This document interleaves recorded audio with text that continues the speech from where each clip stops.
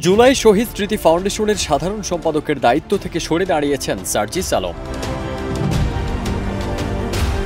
22 জানুয়ারি নিজের verified Facebook পেজে লেখা স্ট্যাটাসে সার্জিস জানান, জুলাই শহীদ স্মৃতি ফাউন্ডেশনের সাধারণ সম্পাদকের দায়িত্বে আমি নেই। এই ফাউন্ডেশনের গতি ত্বরান্বিত করতে ফাউন্ডেশনের গঠনতন্ত্র, কাঠামো ও কাজের প্রক্রিয়াতে পরিবর্তন আনা হয়েছে।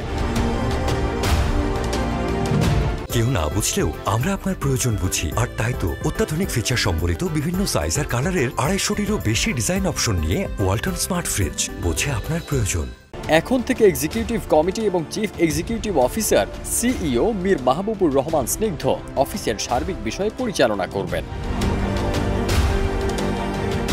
সার্জিস জানান, গভর্নিং বডি ফাউন্ডেশন পলিসি তৈরি করবে, যেখানে প্রধান উপদেষ্টা সহ স্বাস্থ্য, সমাজ কল্যাণ, স্থানীয় সরকার ও আইসিটির আরও 4 উপদেষ্টা থাকবেন। সাধারণ সম্পাদক পদ এখন নেই। ফাউন্ডেশনটি গত বছরের 1 অক্টোবর থেকে আর্থিক সহযোগিতা শুরু করলেও 15 অক্টোবর থেকে চালু হয় অফিস।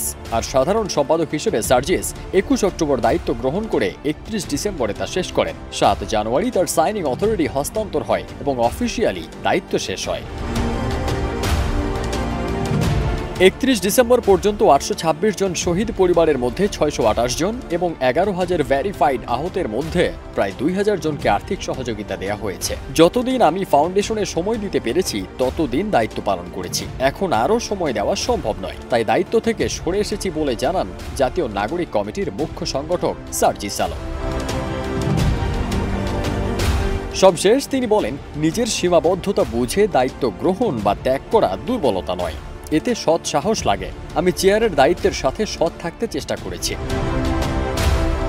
ফারদিন সানি, দেশ রূপান্তর।